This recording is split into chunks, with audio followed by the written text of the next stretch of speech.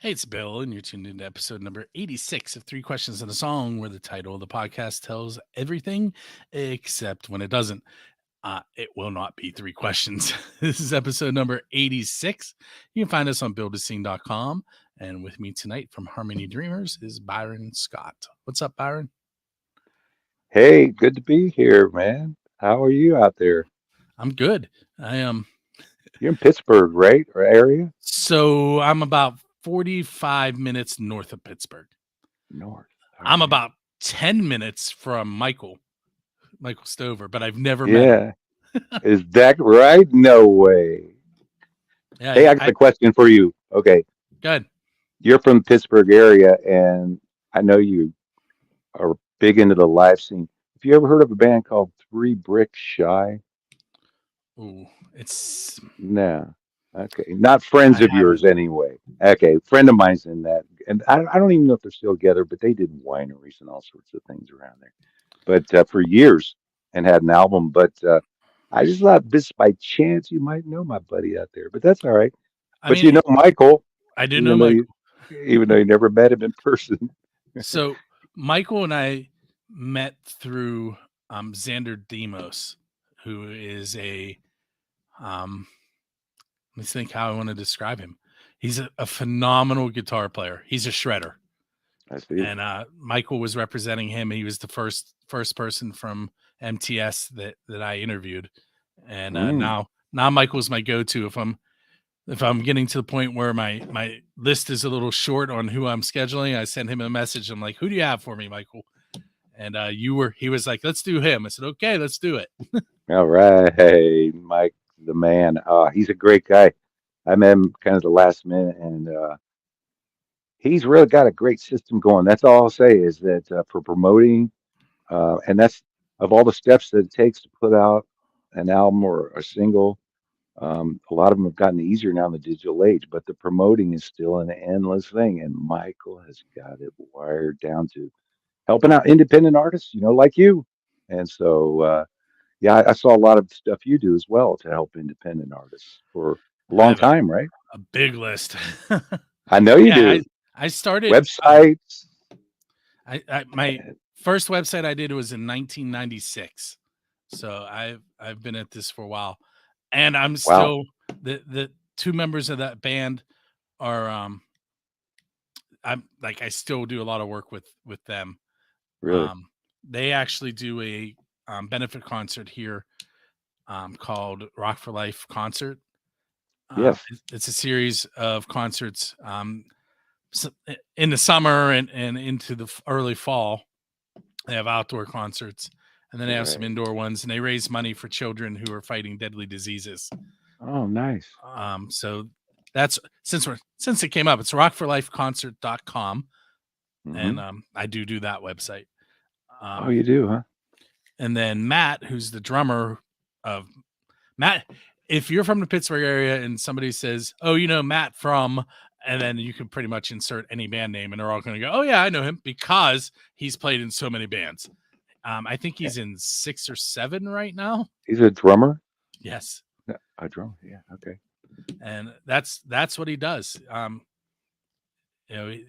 asked him one time. I was like, "How are you in so many bands?" He goes, "Because that's what I do. I don't. That's my job now." So There's a lot of that in big cities. In Seattle, there are a lot of guys that hop around from, and if they read, that's even better. Sometimes it's tough on the band leaders though, because you get these guys and you got all these harmonies worked out, and then you say, "Hey, I got this gig. Oh, I'm booked that night, man. Sorry. yeah, But if he doesn't sing, he can play anything. So that's great. Matt, I'll ask Randy, my friend, if he knows Matt. yeah. Yeah, He's and I in. know you do photography and promoting bands and We're we're live in the shows. we're in the process of working out a deal with a local venue. Um, Man, this is the first time we can talk about this. I don't know if I want to put it out there. So there's Well, it's up to first you. First Angel Media, which is a local media company that I'm vice president of. The president and owner and I are in contact with a local venue that I've been doing some website and social media work for. And we're probably going to start a series either once a month or every other month where it's going to be First Angel Media and Build the Scene present, and then it'll be a show at that venue. But I don't want to throw the venue name out yet. Live show. That Yeah. So a excellent. little bit of show promoting is probably coming early in 2023. And now, did you come from a musical family, musical background? So my mom was in a band.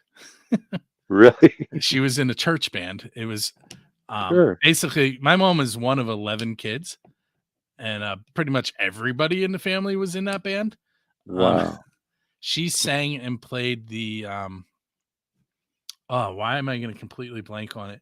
Wow.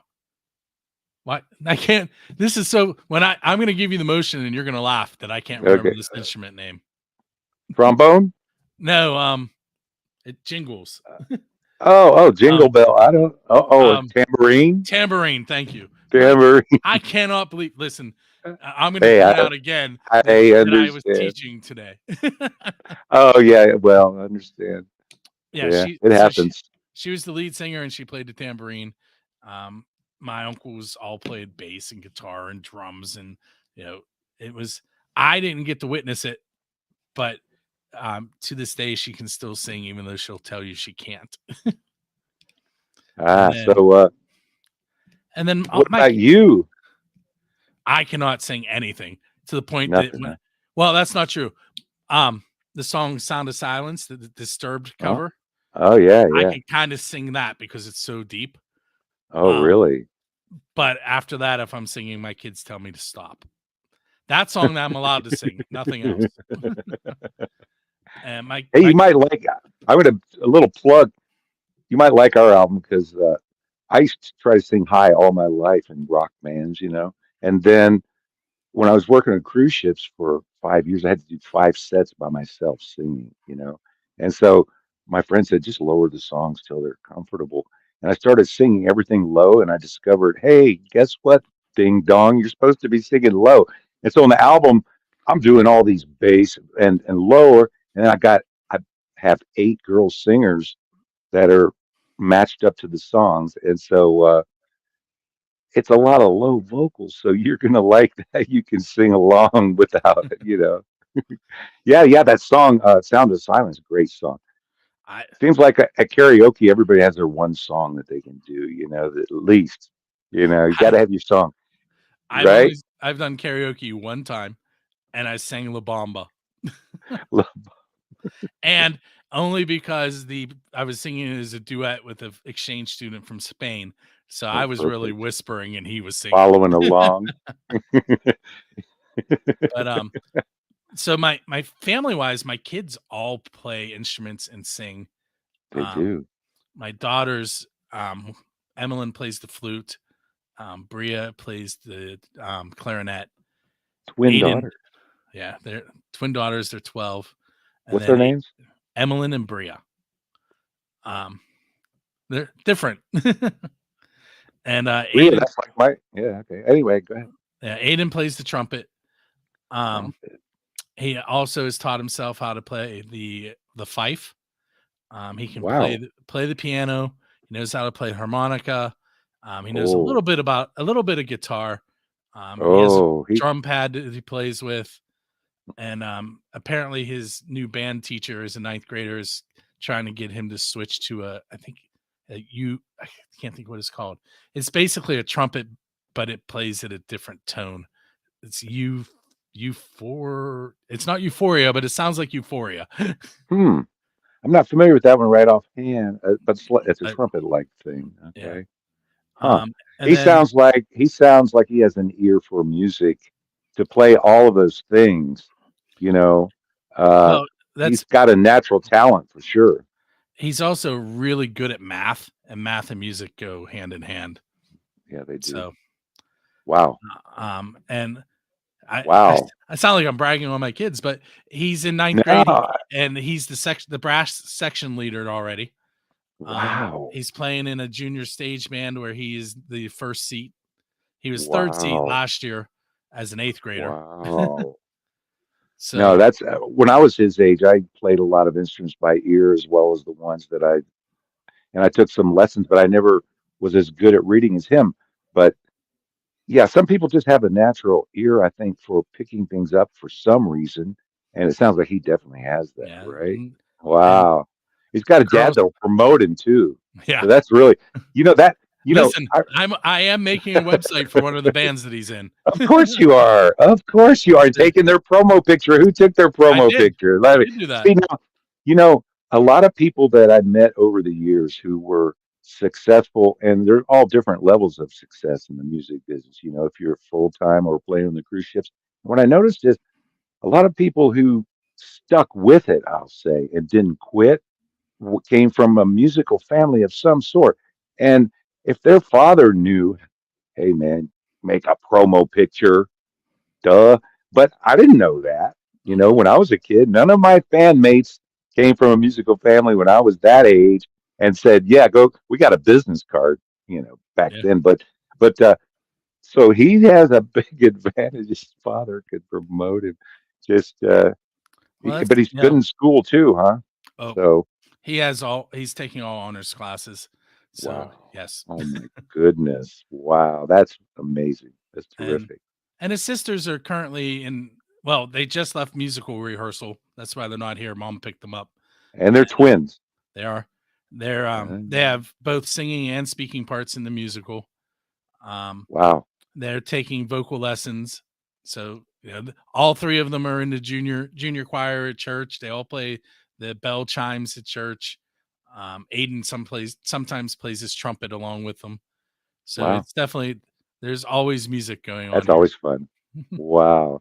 Okay, before I forget, you got to tell Bria that there's a song called Sophie and Pearl. It's about two kittens on there, clarinet all the way through. And the guy that plays clarinet on that, Ian Smith from London, he's amazing. So, clarinet. So, the Bria, got to check that song out. Yeah, another plug. All right. So, what's up? So let's talk about you a little bit. We've been talking about me. That's my favorite subject. Yeah, well, I've listened to some of your shows a bit, and I knew some things about you. I knew you were a teacher and so forth, and that you've been in music in many different aspects for a long time. But I was just curious, a few things. So, yeah, well, what would you like to know?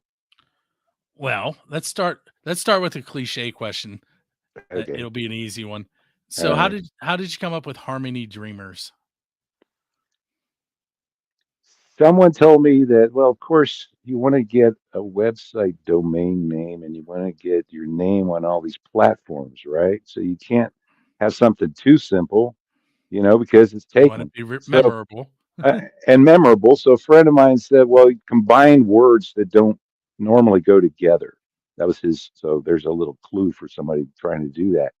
And I went through a few ideas, but the idea of harmony, I guess, came together just because I love vocal harmonies for one thing, and the word dreamers, that could mean several things, but the harmony dreamers is also about harmony in the world. I know that sounds cliche, but that's true. That's what the basis of the album, the concept of the whole album is global connection thing, and so just combining two words and harmony dreamers just felt like wow, that's exactly. And it's not only that. I thought the people who will like my music because I'm such a lyric person and I'm into this positive message thing and everything, that people who will like that, they like also harmony in the world, And so it's Mhm. about the listeners as well to me, so that's where the name came from. Um sorry. That's quite all right. I might do the same. And so thank you. um that's probably the easiest question I'm going to ask tonight. Okay. All right. So now we're going to I kind of tipped you off on this one, so I'll ask it first. All right. Um if I was driving your tour bus, what would the soundtrack of the tour be? So what are we going to listen to in between tour stops?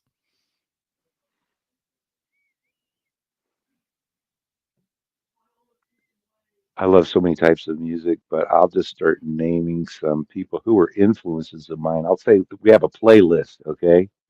And there were so many influences throughout time, but I'll say there's a Jan Hammer, keyboard player, who the Miami Vice soundtrack, the original Miami Vice, people know him from that, but he played with Jeff Beck and dozens of people. He has a new album out now, as a matter of fact, called Seasons Part Two, I think. But Jan Hammer was my favorite musician, and he expanded my knowledge of chord structure, studying him, and he made me take up guitar synthesizer, which is one of my main instruments, just because I loved his synth sounds. I play guitar, but I wanted to have those sounds at my disposal. So I would have some Jan Hammer on there for sure. Okay. I would have some Jeff Beck with Jan Hammer, Tommy Bolin, if anyone's heard of him, guitar player that was with so many people. And then maybe a Van Halen song or two and some rocking out stuff. And then I love melodic things, man. I might have a Dave Clark 5 song on there and Beatles song. And gosh, I have some humor on there because the title track has humor. I like to use humor once in a while in the lyrics when I can. It's not easy all the time. And so I have a song there by Joe Walsh that has some humor and maybe even a Jerry Reed song. Uh, and some songs about love, peace, brotherhood. Everybody wants to live together. Why can't we live together? You know, that just came to my mind right away. Songs about, man, that's what inspired me when I was young. The Beatles and people singing about, come on, people now, smile on your brother. Everybody get together. Try to love one another right now. And by golly, I thought we were going to do it. I thought we were going to bring the world together with that music, man. And, but it had to help, I mean, a lot of open minded things came from our generation. So songs about love, peace, brotherhood. Oh, man. Favorite songs. Somebody named Uh, Automatic Man. Automatic Man was a band from the 70s with Pat Thrall, one of my favorite guitar players. I'll have some tunes on there. Maybe a Barbra Streisand song because that that might be the first time she's been mentioned on one of my shows. But she influenced I get my it. vocals. She influenced my vocals because I used to listen to her in movies, and I noticed she'd be singing so soft and tender, and then she would be belting something out. And I thought, wow, the dynamics of her voice. And so, oh man, I just heard a song by Patsy Cline. It's called True Love, and it's about guardian angel. And the guy played it for me, and the vocal is mixed so out front on this song. I've never heard a voice that is that much. That's like you can hear these strings and a little drum thing in there. It's called True Love. So I think, you go through favorite songs. There's an electronic guy named Davol, Davol. Oh man, I love his synthesizer sounds. So how about that for a playlist on the bus? And All right, so first, the only Patsy Cline song that I can think of is "Walking After Midnight." Um, didn't she do Crazy? oh yeah, that's her too. I'm Yeah, crazy. Everybody loves that song, right? But this song, True Love, man, it's an unbelievable song. So that's the playlist, I guess, on the bus for starters. all right, I so love you mentioned movies, and that opens this question up, and you uh, may have heard me ask this one. Um, so you're leaving a show, and mhm. as you're packing up, you notice that there's a DeLorean sitting with its door open and a flux capacitor in it. And clearly you can borrow that time machine because you can bring it back to the exact same time. Um, so what period of time are you going to go to, and what band or musician are you going to hang out with while you're there? Wow. Because uh, Michael Keaton hung out with Chuck Berry's cousin Really? in the movie Back to the Future. That's where the question came from. Oh, yeah. Okay. Can I pick two? Yeah. All right, I'm going to pick two. First of all, even though I wasn't born, well, maybe right after I was born sometime, Chet Atkins, who, amazing guitar player and entertainer. He can sing too. He's got a great song about his father that is one of my favorite songs.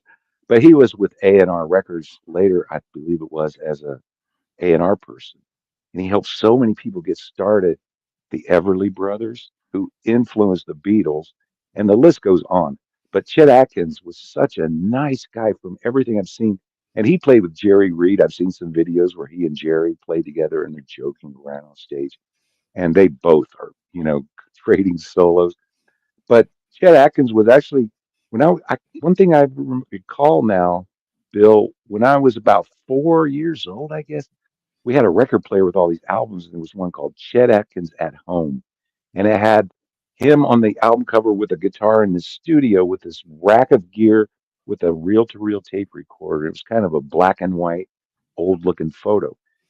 And I remember when I was a kid seeing him with his guitar and his equipment, and I think that was an influence on me.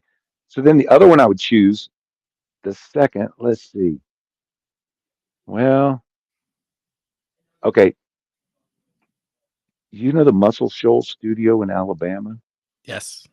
Okay, where if your listeners are not familiar with that, they recorded all of these artists, Aretha Franklin and Delbert McClinton, and on and on. I wish I could And think of all. and Leonard Skinner sings about it. Yeah, Leonard Skinner Yeah. sings about it, but it was in Alabama, and it was funny when there was racial tension in Alabama down the road. They had all these black artists coming in, and there was four guys that were the main. They're called the Swampers, who were the main musicians there, and they're on so many tracks, And I was traveling around in a road band back then, and so right place, right time. If I would have just stopped in there, on vacation one week and said, "Hey, what's going on?" Okay, so I guess his name was Rick, the guy that ran the studio. So I'm going to say him. Um, I don't recall his last name. Rick, the guy that started it, and he mixed everybody on his 8 channel. They made him do take after take, and so Muscle Shoals Studio, Rick would be the other guy if I go back. So you made me think of an Aiden story that um I have a friend who does a lot of reselling. Like she buys things and she sells them, and like she'll go to estate sales and then she resells. Well, Hmm. I'm a huge Kiss fan, and she came across a Kiss single and an Ace Frehley single. And she's like, "Do you want them?" And I'm like, "Of course." I said, "But I Are don't you have a kidding? record. I don't have a record player." She's like, "Well, I have a friend who's selling one." So I buy this record player for $15. She gives me the singles, and it sits in my hallway for a year. And I finally said, "You know what? I don't know why I didn't listen to these." So I grabbed my kids, who had clearly never seen a record player, let alone heard one. And I was, I just got done telling you, Aiden's in all these honors classes, and you know, so I play the record player. He asked me how it works, and I start explaining about the needle vibrating on the grooves, and when I get done, and he looks at me, he goes, "Nope, it's magic," and he walks out of the room. Wow. So not his character. I lost it. I was like, I don't even know how to react to that.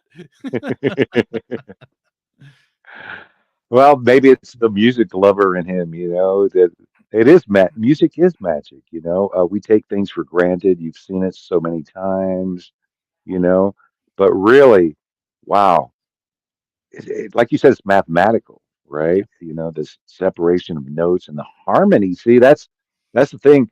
I think in the very early days of music, besides drumming, there were mono, just melodies, like the Catholic. What are they called now? I can't think of it. The guys Uh, that sing the mo- the the monks that sing monks. the Yeah, those guys. what do they call that? We know what it's called, the Yeah, something monks.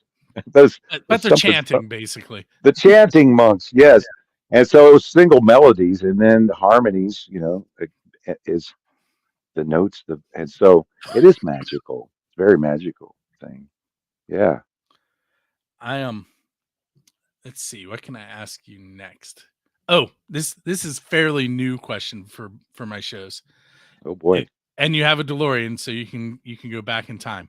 Um, again? yep. Oh So boy, so you get you to like invite this? any four people in the history of the world to dinner. Who are you gonna invite to dinner, and what are you gonna talk to them about? 4 people? Wow, man, that's a tough one. I wish I had prepared for that.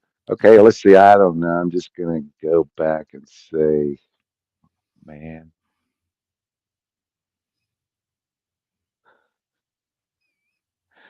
I guess I'll have to go with some musical people. So I'll say, hang out with Louis Armstrong for a while first. I can go to different time zones, right? Yeah, I mean, yeah. yeah, after we have all month or two partying with them, or something, I think. And then and then let's see. And I'll go back to the 20s. And I don't even know the name of the band, but I don't know, this just came to off the top of my head, and apologies if it's inappropriate. I don't think so. But I saw a movie from the 30s. It was an all-girl orchestra, about a 30-piece orchestra, and every one of them were virtuosos, and they danced, and they were all pretty and dressed nice and sang. And I'd like to go back and jam with them. I don't know. I don't know why. They wouldn't let me, probably. It's an all girl band, but maybe I could mix sound or run lights for them or something, or take pictures. I could go there, and maybe they want a website now, that they, in this new day and age, you can build them a website. So then that's the 20s. I got two more, huh? Yep. Well, I'd like to say somebody spiritual. I'm just going to pick this guy, Yogananda, Paramahansa Yogananda, who died in 50 something.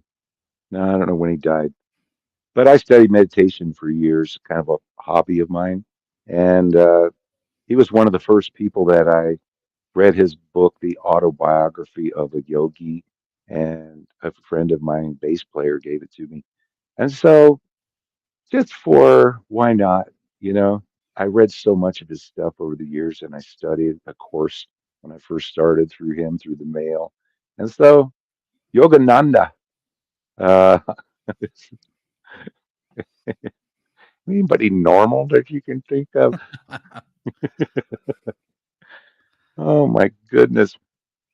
Well, I'm single. I want to go find a wife and bring her back. So, wonder what Barbara Streisand's doing about 30 years ago. There you go. All right. That's a different answer, right? I'm going to go It back and is.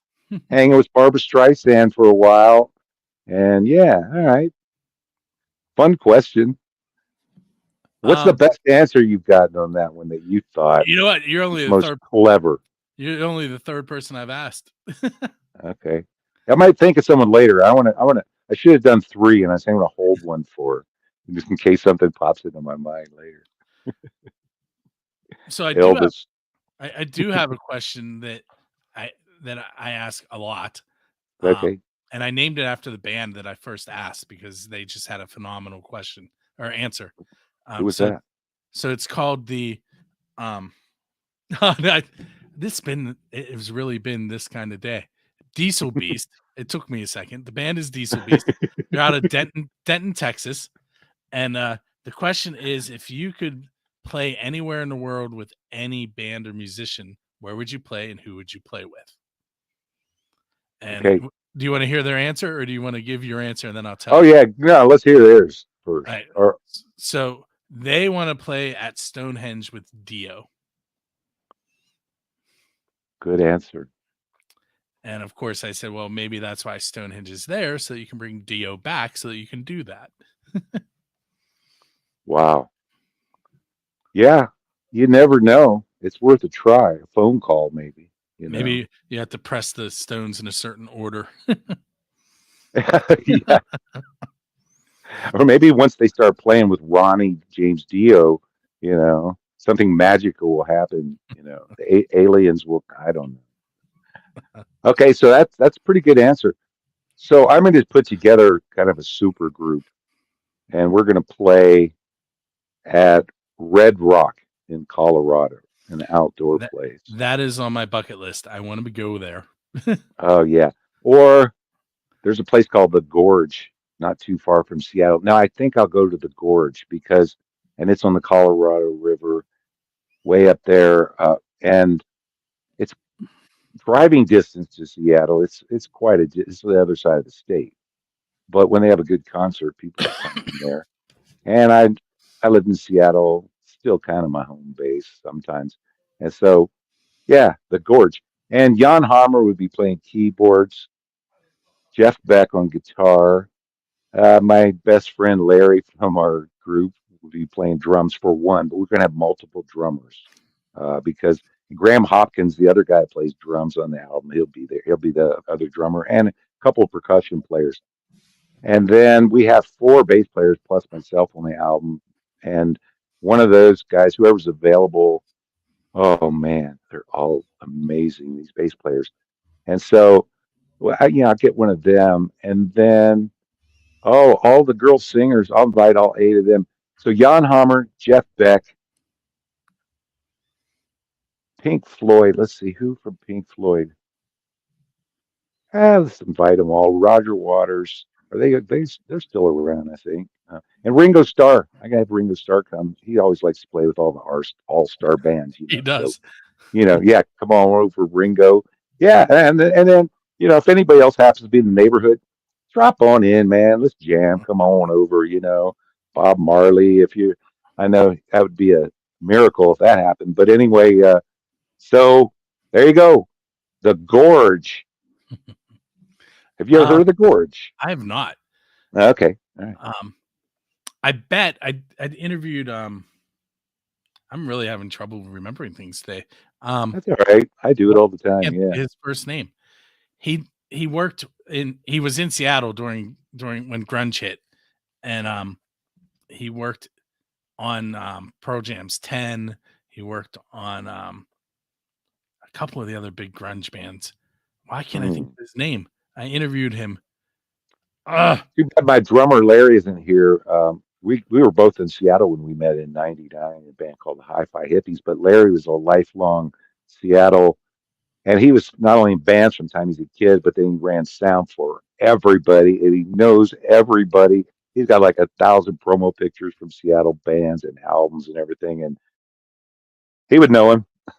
Whoever you're talking about, Larry would know him. I'm cheating. I'm going to the website. There you go. That's the way to do it. So Google. he currently records out of a couple places here in Pittsburgh, but the place Ah, that I got put in touch with him from is called the Vault, and they have a Neve 8058 console there. Dave Hillis, that's his name. Dave Hillis. Okay.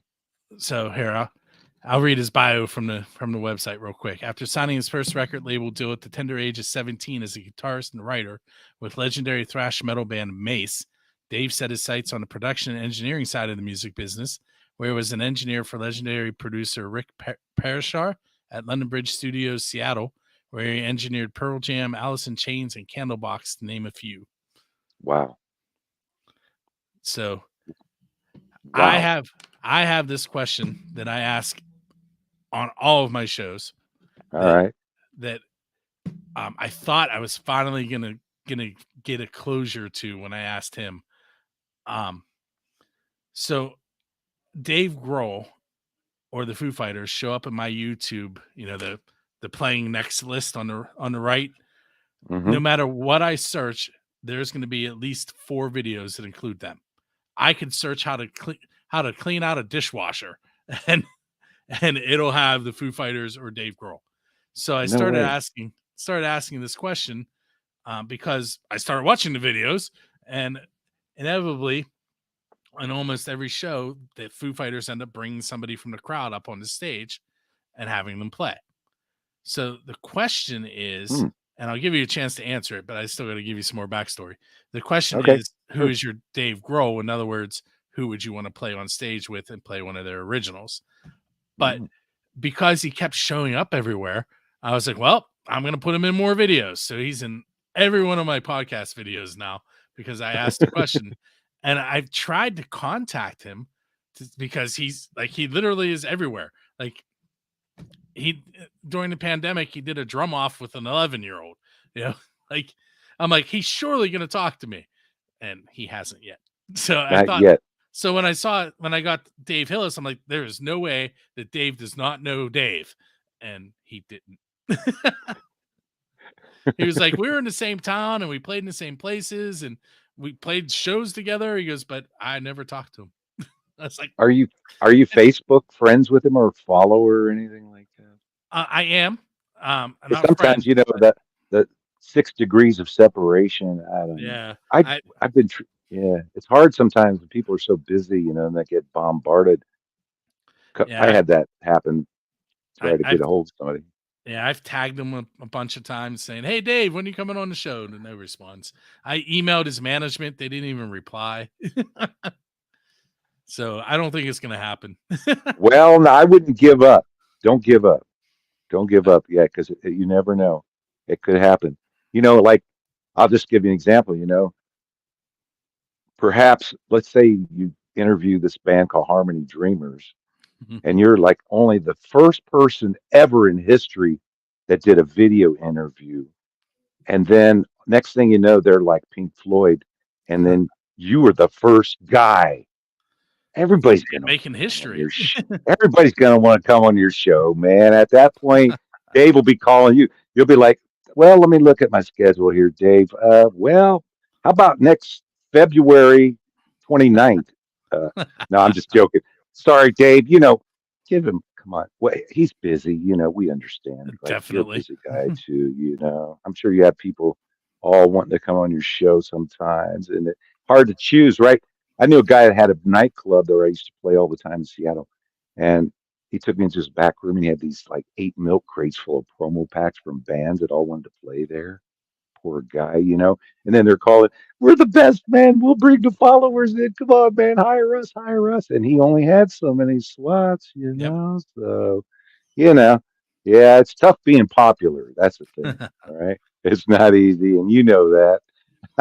My daughter Bria asks me all the time if I'm famous because every time we go somewhere, someone knows me.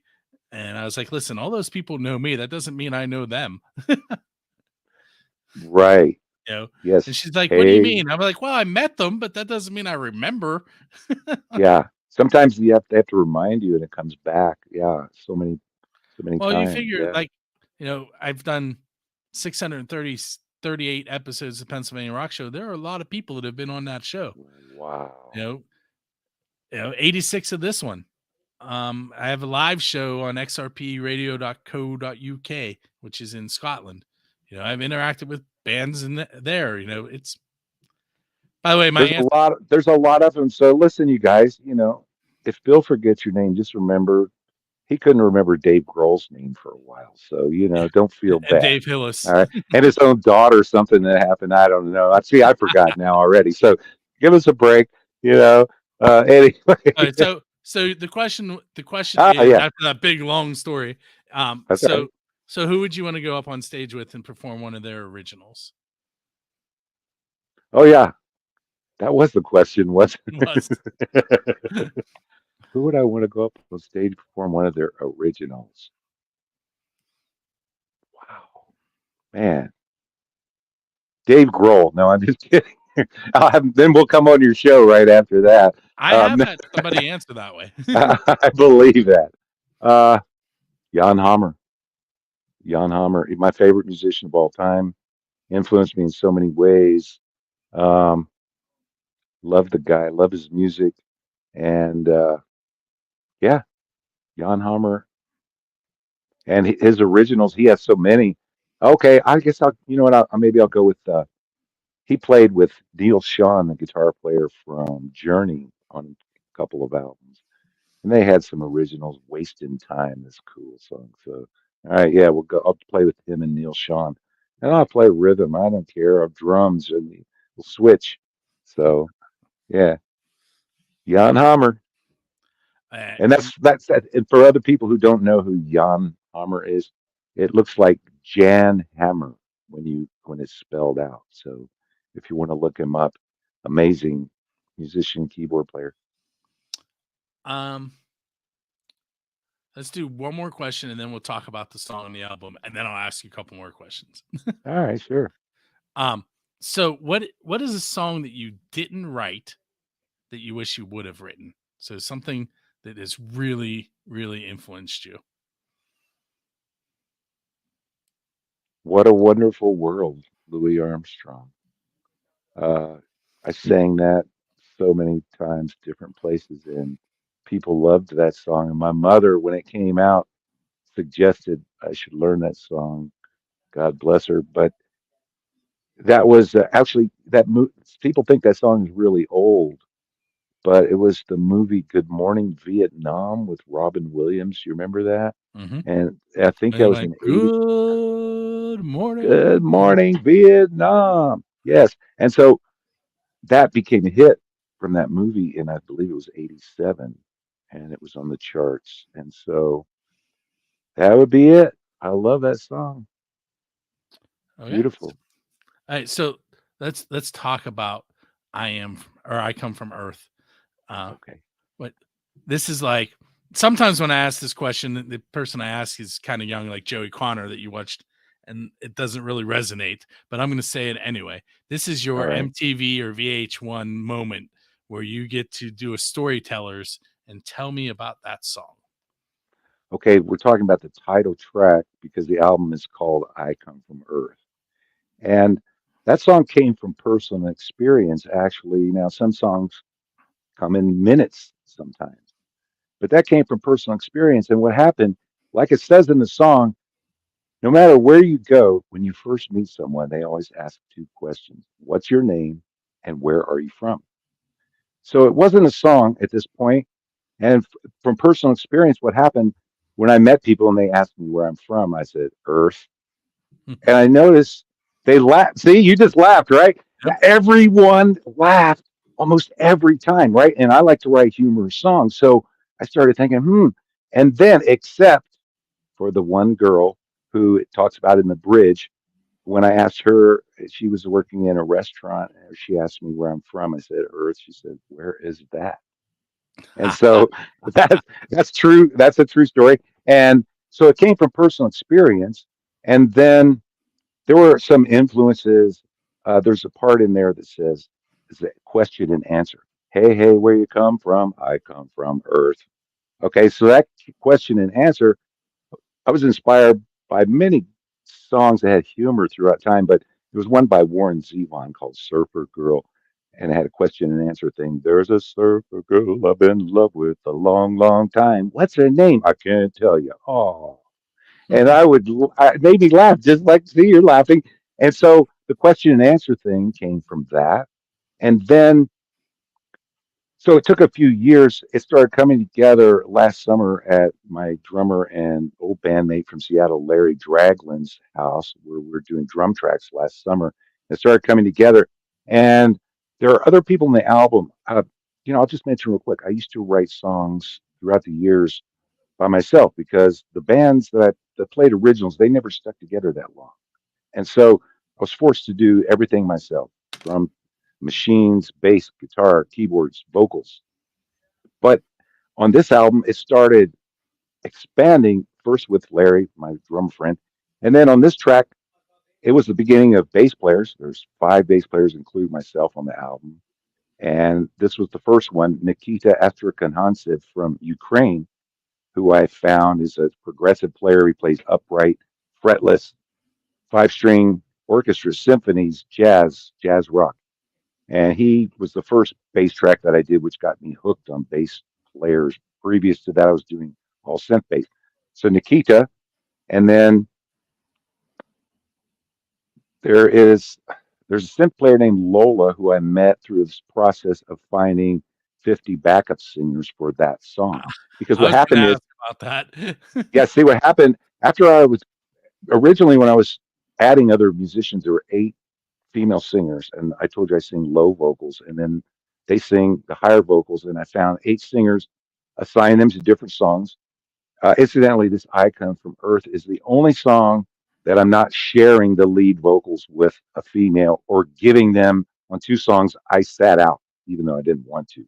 But they were so good, I just let them have the song. So all the female singers, after I was searching for all these people, the bass players, we have some percussion players. Then I just this album was coming together as this global project. Piece some of the songs, the positive lyrics and everything. And I was enjoying the process of getting people on the album so much that I decided to get some international backup singers for this tune, I Come From Earth. And I started searching for musicians, and I ran into all these serious musicians around the world. They all have their own projects. And I got 21 backup singers, including the two main backup singers, Cece and Anna V, on this tune. Uh, 21 backup singers, and they're from every continent except Antarctica, which is under international treaty and has no permanent residence.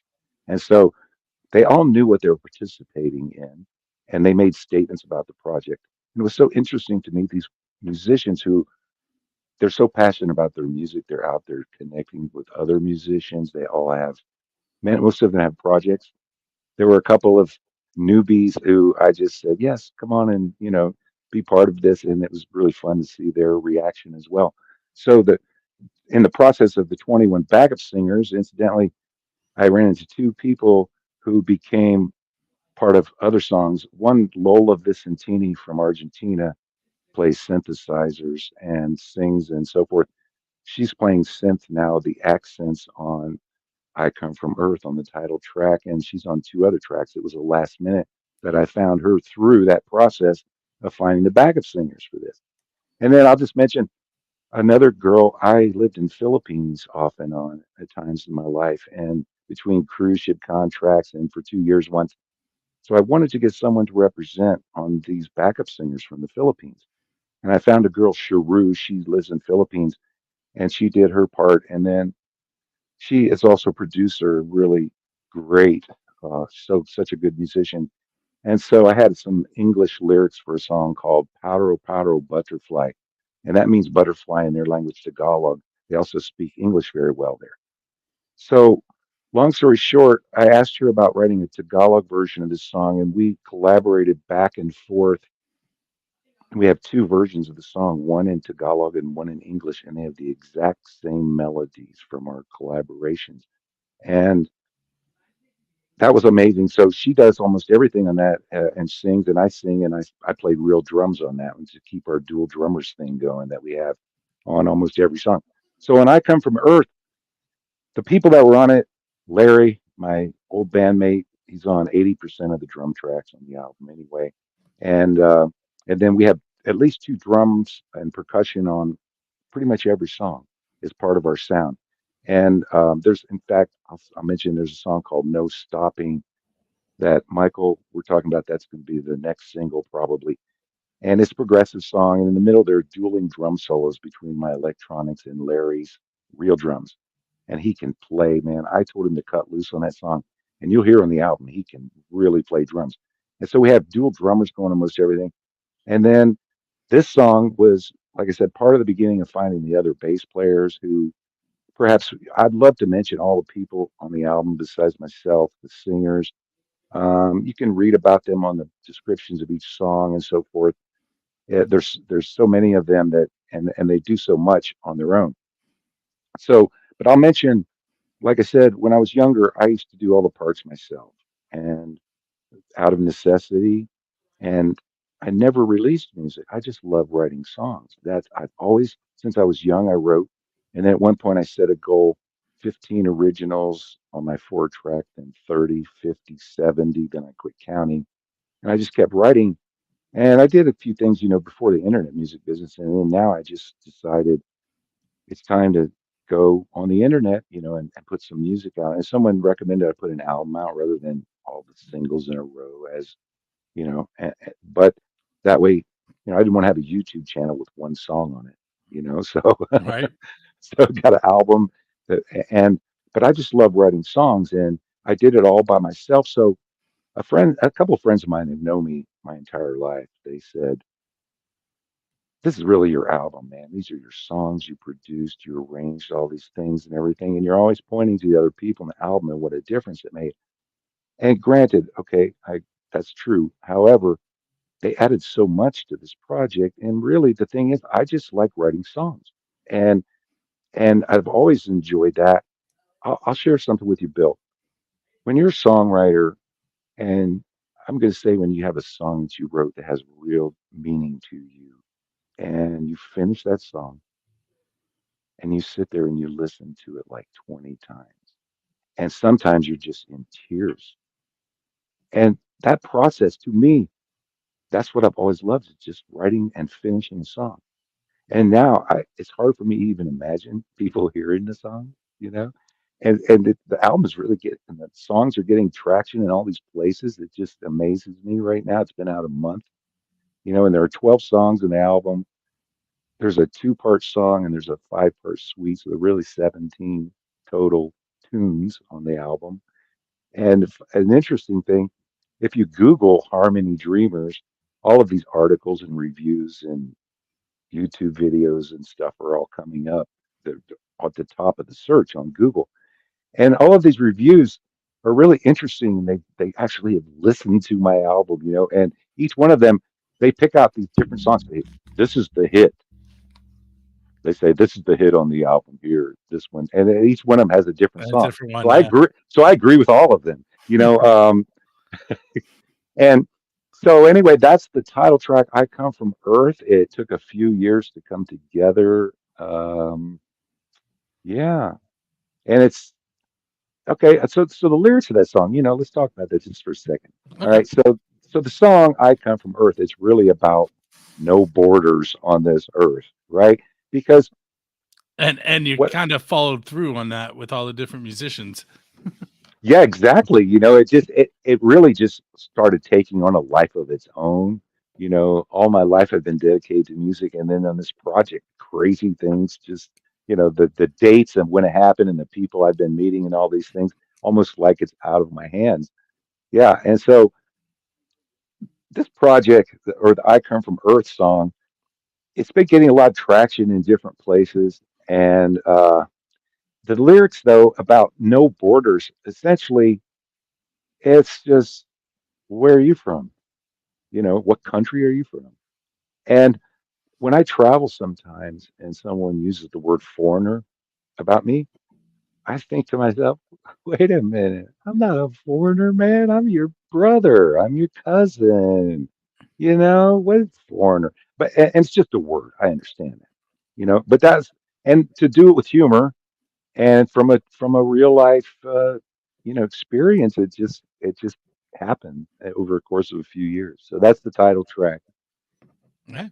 Well, let's take a moment and listen to I Come From Earth by Harmony Dreamers, and we'll be right back with Byron.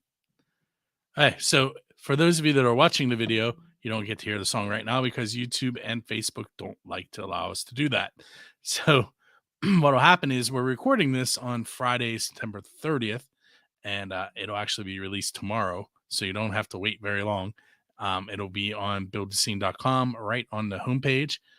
If you're finding this a little later in the game, in the menu, it'll say podcasts, and you can find where it says 3 questions in a song. I'm moving my finger where it is on the website. And Yep. and then it says episodes. You click on episodes and you can find it that way, or you can search Harmony Dreamers on the website and find it that way. Or it is all over the internet. At True. pretty much, if they are known for podcasts, you can probably find my shows there. Ah, excellent.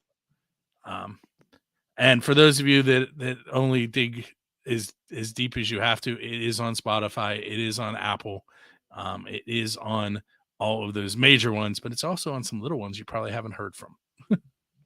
Wow. And since you did that, wow, I'll throw some numbers out at you real quick. So buildascene.com gets about somewhere between 280 and 300,000 hits a month. And Wow. like I said, we're on many stations across the globe, and we also have been at this since 2004. So back in 2004, they were just starting to come up with the name podcast. So I've been at it since the beginning.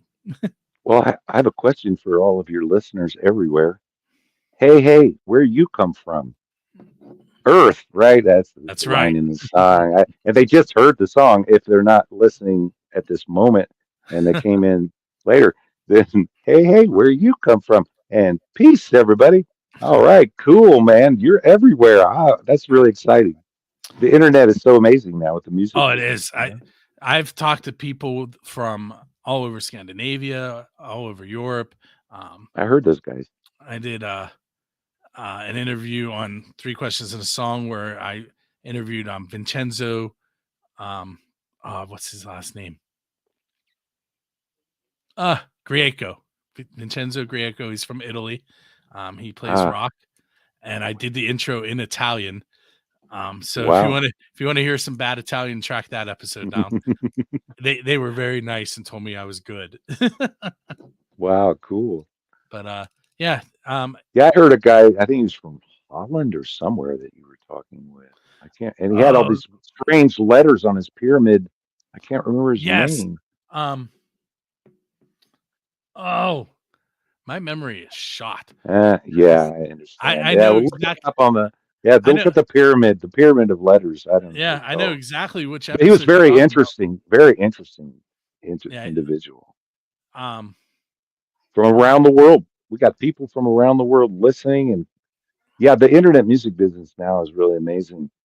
Well, Um, the internet is both good for the music business and bad. okay, how's that now? So it's good because people that normally wouldn't hear your stuff are getting to hear it. But because they're hearing it, your royalties are not very good because Right.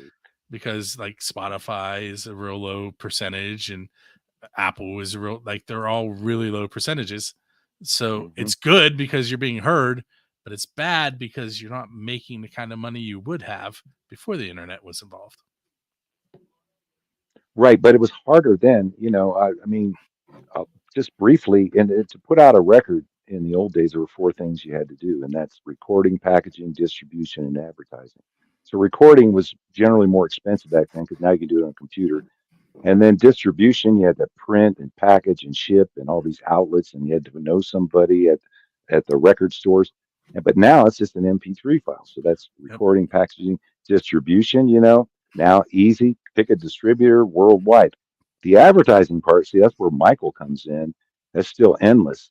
And so, however, I see that as an advantage that where it was almost impossible to share your music before, now at least you can share it. And even if a few people really love it and it's not gangbusters, at least it's out there and people are hearing your stuff. I think that there's a thing I heard called standing on the shoulders of giants. And the way I see the internet music business is all of these people who are responsible and make it possible for me to share music. We have inventors, software, hardware, gear vendors, music lovers who are mentors on the internet, and people like you who are music lovers that have shows, people like Michael, music lovers who help promote. And so the standing on the shoulders of giants, I just think it's amazing now, this explosion of music, although another, I don't know if you say disadvantage, but there's so many great music, so much coming out every day and artists, but that's great. I think, there's more music available in different platforms. So um, I suppose you're gonna have to have a lot of streams though to make Right. a little bit of mailbox money. That's what we call it if you ever get royalties. Would I, be yeah. I've seen a few royalties checks, and I feel bad because I hear so much great music doing what I do, and then I'm like, Yeah. that's all you're making, and that's you know, and I hate to say Lars was kind of right back when he went after Napster, but kind of was right. It's a touchy subject. In a way, it's almost free promotion if you think about it. Like like talking with you, which is an amazing thing that we can do now over the internet. From far away, and then people can see, they can hear my music. And whereas before, how could they do that? I had to get on the radio somehow or on Hmm. TV. You know, So now there are all these outlets, and there may not be a million people listening to the playlist that I get on or the place I go. However, if there's one and they love a certain song, man, that means a lot to me. You know, because when people like a song, when they like a band, I think it's a special kind of a like.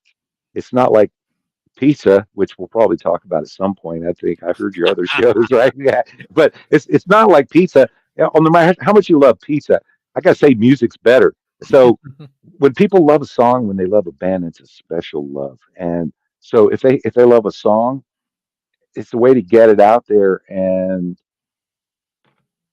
I don't know, man. So I guess we're talking about the music business on the internet, you know, and standing on the shoulders of giants.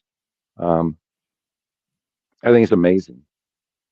So can I segue and just tell you about it? There's a song on there called "The First Song" on the album, and it was written later, and it's just about finally putting music on the internet.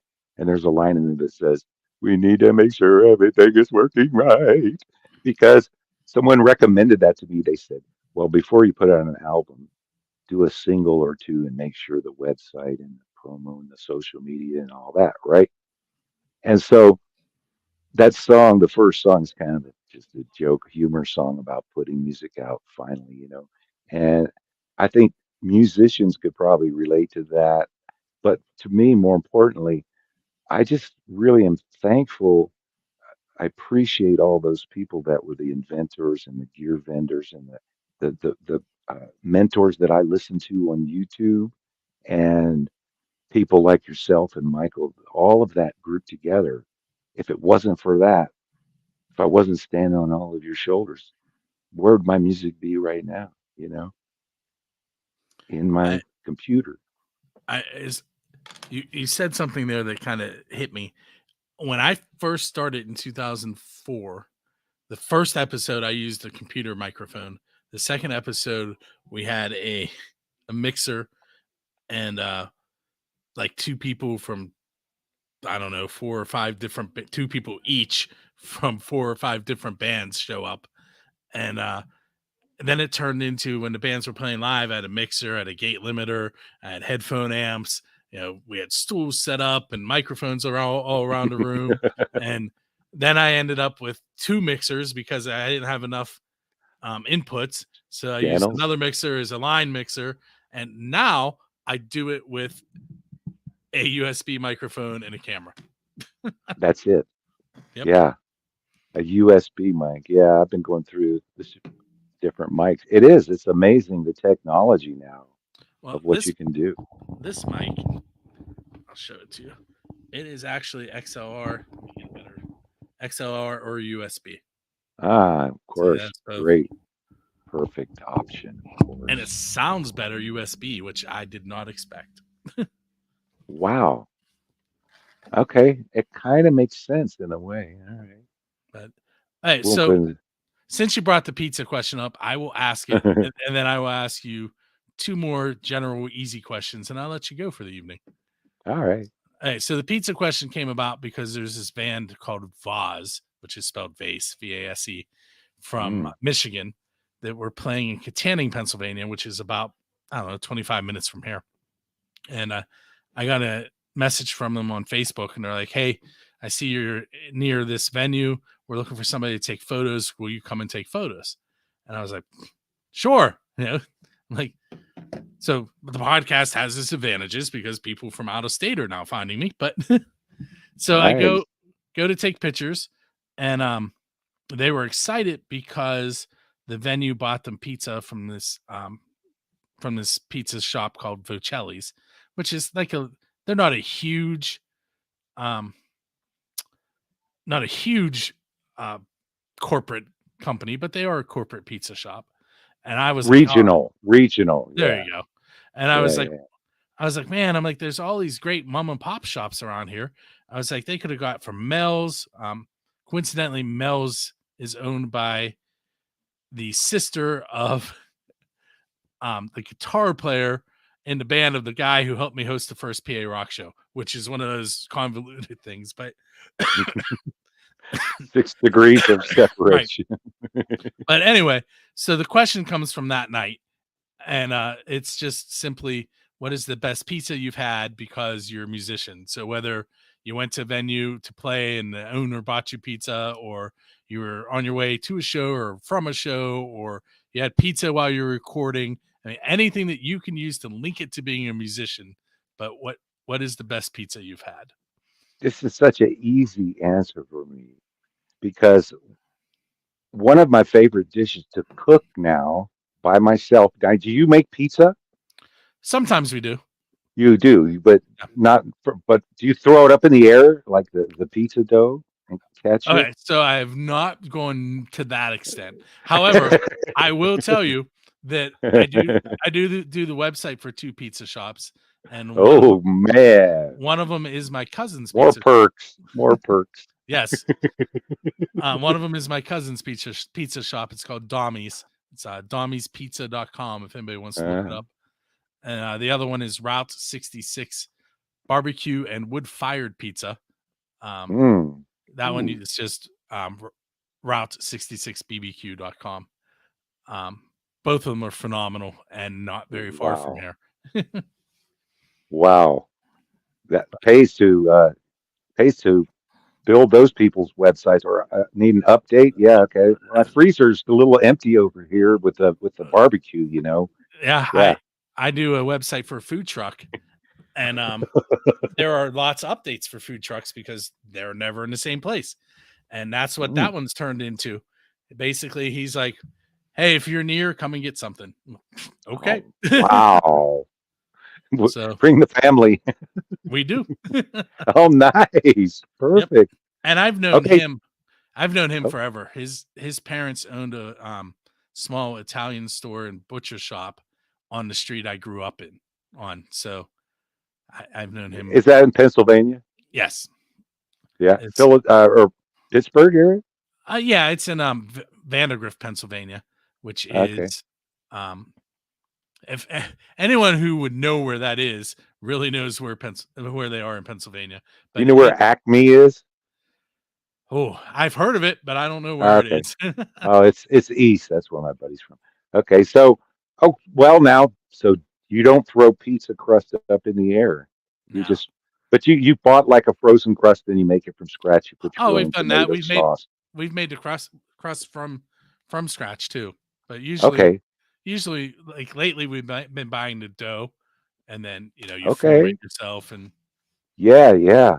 Trader Joe's used to have it like in a bag for $1, a bag yep. of dough. And you don't have to throw it up in the air. So anyway, I played in, well, when I met Larry Draglin, the drummer and my old bandmate who's on most of the album, in 99 is when we met. And I had a house gig on the weekends at a place called the Rock Bottom Brewery in Bellevue, Washington, which is across the lake from Seattle. And it's actually the second largest city in Washington state, but it's a separate city, Bellevue. So right in downtown Bellevue, 99 during the .com boom.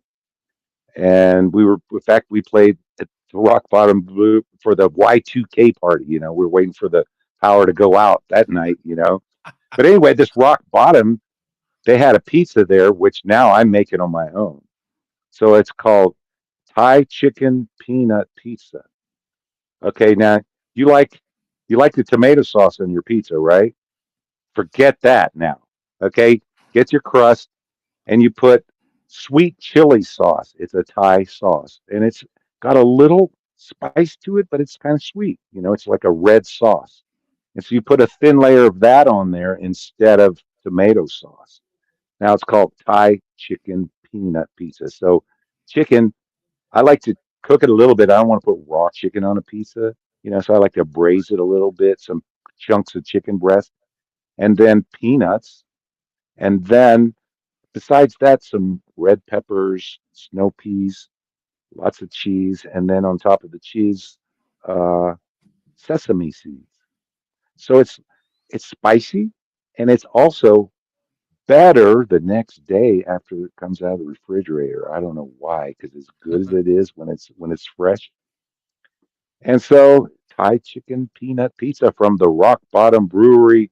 I stole the recipe directly from them, and and I've been making it ever since. All right. So, two easiest questions of the night. Okay. Where can you be found online? And I'm guessing you're going to mention what has been below me during the whole interview. Oh, yes, I see that now. Yes, if people remember the name Harmony Dreamers, it's everywhere now.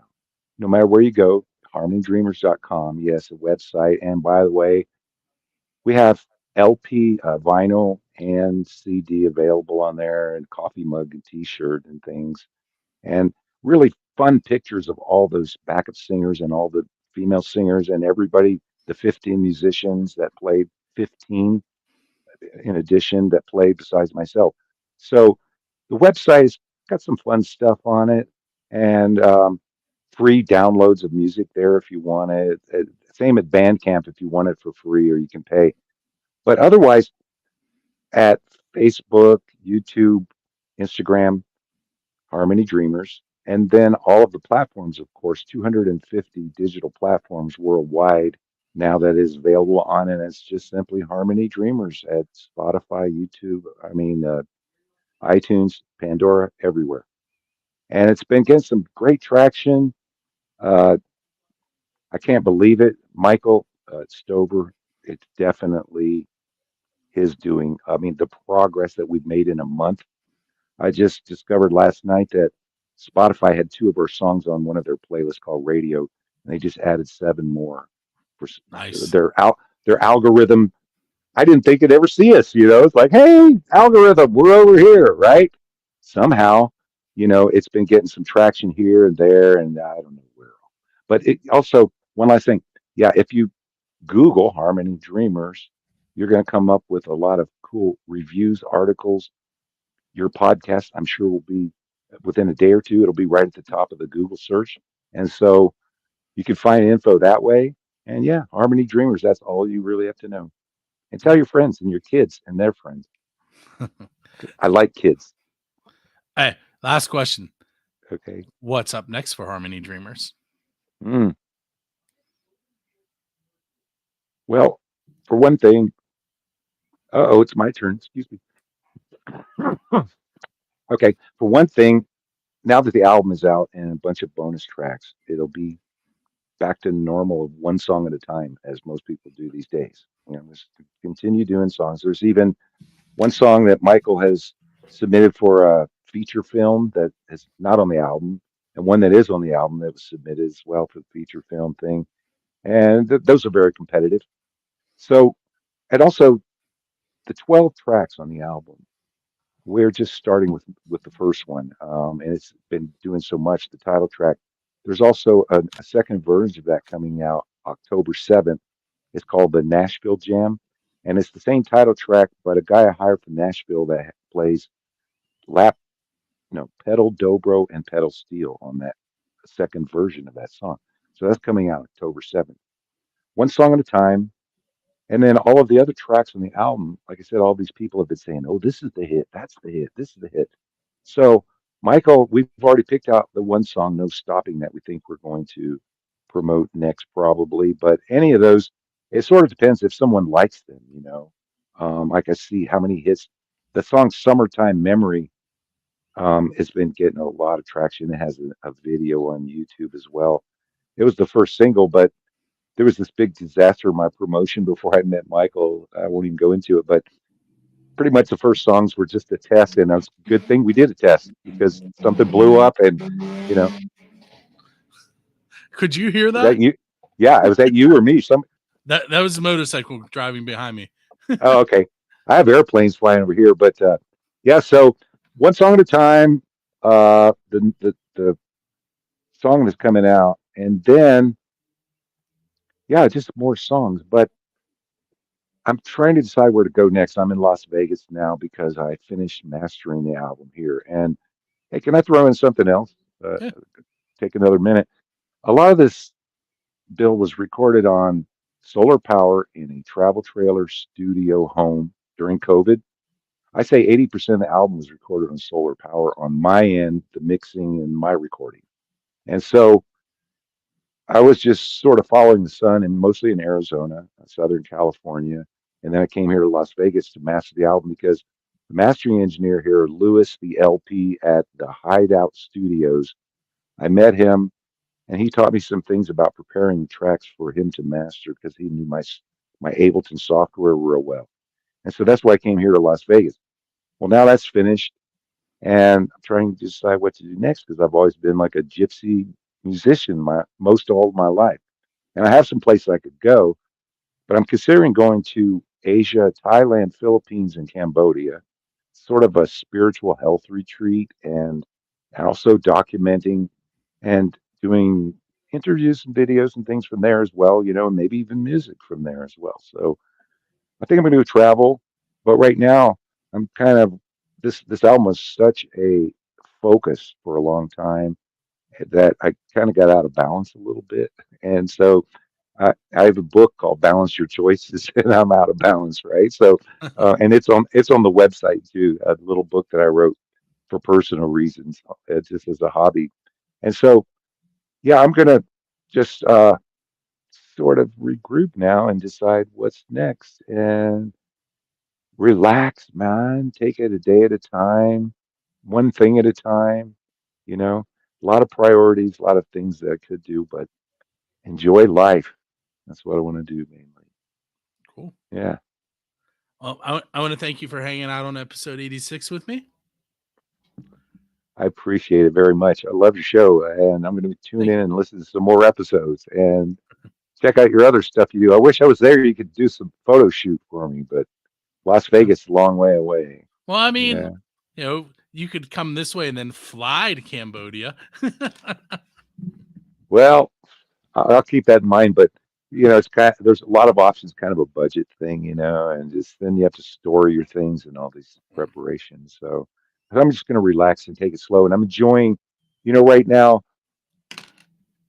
Like I said, if one person likes one song, that means so much to me, and so now I really was staying away from social media and stuff a lot, but now I'm enjoying hearing just people's perspective about what song they like or something, or when somebody likes a song, man, that means so much to me. And I look forward to just hearing from music lovers like you out there that "Hey, this is my favorite song or something.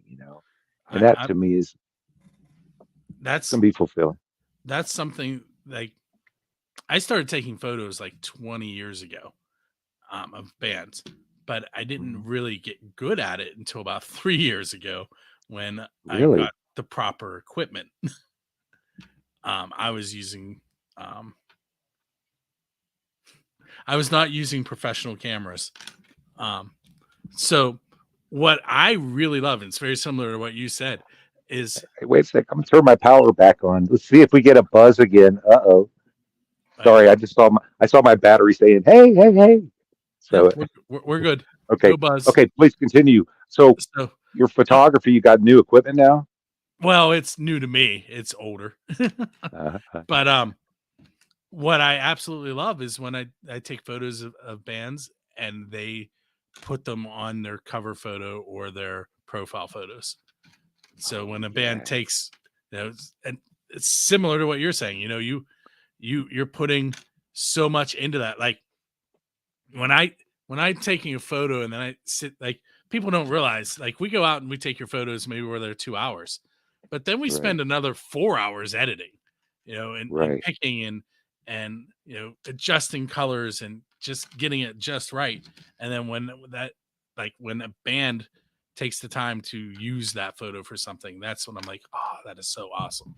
Oh yeah, I bet. Yeah, it's very artistic, a different branch of art, photography, like the album cover. Um, a friend of a friend, she did art just for personal anime type art on her computer. So, yeah, go ahead. And I had a design for the front and back. It's really clever on the back, but she made it happen. And so, yeah, those different artists, even dancers, I would love to incorporate some choreographed dancers in my videos sometime. Art. And so photography, I wish you were out here. I need some good, I need some good promo pictures. It's so important. And that must be exciting though to see your art getting out there. Well, Oh, and and you're doing so much right now. I can imagine your art's everywhere, and now you're hot. How many podcasts have you done now? 100 almost. So this one is 86, 86. and Oh no! Don't Pete, delete it, everybody. You know what 86 means in I the do, but military? you shouldn't have said it. You're out of here. 86. Maybe I'll Oh make it. no! Maybe I'll change it At least to. it's I'll change it to 86.1. okay. There you go. 86. And then Could have been worse. yeah, Could have been worse. We just got on this chart and we were number 69. I guess somebody had to do it. I don't know. right. Yeah, I got nothing else to say because it was called the Big Buzz chart. And I also don't even want to talk about the big buzz, whatever that means. I don't know. There's kids listening, man. Come on. But there, yeah, there is, number there is. 69 on the Big Buzz chart. Now we got 86, episode 86. You're out of there. So yeah, so 86 on this one, 638 on the Pennsylvania Rock Show. Oh my God. Then there was another one called Throwdown, but we only did 4 episodes. We actually did 5, but Throwdown was me and the lead singer of 4 different bands. And when we did the 5th episode, we recorded like 4 hours, and it's only supposed to be an hour. And I was like, I'm not editing this. Wow. And that was the end. And so that episode never aired. So how long have we been talking here? An hour and 22 minutes. Wow. Which is long Edit. for this one. Edit. But, and then no. The song's 3 hours. Okay, 3 hours and 33 minutes. Or I mean, 3 minutes and 33 seconds for the song added to that. Well, wow, that's really cool, man. Yeah. But it's been a lot of fun. That's really like people ask me all the time, like, because I tell them, I'm like, I don't really like, I make money from the websites and I make money from EPKs and I make some money from photography, but I do not make any money off of the podcasts and the radio shows. And they're like, well, you could sell advertising. You could I'm like, I could, but then it's a job. And this is supposed to be my hobby. That's true. And that's true. So, I get to talk to so many cool people and learn about their music and introduce them to people that wouldn't have heard them. And, that's what I enjoy about it. You know what? When sometimes I meet people and I ask them what kind of music they like, and I'll ask them if they play music. And some people, they feel like, oh no, I don't know how to play. But to me, that's better because a music lover who just loves the music for the song and they're not analyzing it like, oh, I see what he did there. Oh yeah, it's the 3 chord with the reverse thing, And Yeah. but if you're just listening to it purely and just hearing music for music, and you know what? I'll throw in one more thing. I've met a lot of musicians who they feel like their opinion about music is God. Like that band sucks, or that's the best band in the world right there, man. Let me tell you. Well, guess what? It's all opinion. It's all subjective. Whatever you like, whatever music turns you on, that's good music. And if somebody else says it's bad, they don't know. That's just their opinion. You're a music lover. That's what I'm saying is. But the things that you're doing is because you're not just the average music lover, and I don't mean to downplay anybody else that's less of a music lover because everybody loves music, right? I think I keep asking people, "Do you like music?" And I keep waiting for the one guy, get out of my yard. I hate music, but I haven't met that guy yet. Everybody loves it, but no, you are an avid music lover. The things you're doing. I will tell you a story off the air, which you probably won't believe, but yeah, I like doing it. And, I have my own streaming radio station on Build the Scene, and then I have the podcast. I do. And wow. I tell people all the time, if it's good, I'm going to play it. It doesn't mean that I have to like it. It doesn't have to be in a genre that I consider my favorite genre. If it's good music, I'm putting it on the rotation. So if you're out there and you're going, well, I hear Bill and most of his stuff is rock, or I hear some metal, that doesn't mean I'm not going to play your hip hop or your bagpipes. I have bagpipes, electronic bagpipes on the rotation. If it's good, electronic bagpipes. No, I mean, I'm sorry. I'm Oh, just I'm joking. I'm joking. you know, there's hip hop, there's rap, there's, Sure. you know, if it's good, I'm gonna play it, and like, it doesn't have to be something that to go, oh, that's my favorite stuff. You know, if I listen to it, Right. I'm like, there is definitely someone who likes this, and this is recorded well. It's going on rotation. Nice. So Yeah, if you're out something there for and you're listening, everyone. send some music. But Something for everyone. It's all personal opinion. that's right. All right, so here's what we're going to do. We are going to head off into the evening, and Byron and I are going to have a little bit more of a conversation. And those of you that are listening to this show, if you're listening on rootaroораdio.com, make sure you hang out there. You may hear some more music that you really enjoy, and you might find a new favorite musician. If you're listening to buildthescene.com, definitely stick around because everything that's played on my station is unsigned and independent. And you can find information about those artists right on buildthescene.com as well. With that said, this has been episode number 86 of Three Questions and a Song. The next one will be on October 15th. If you're into checking out the Pennsylvania Rock Show, that's every Friday.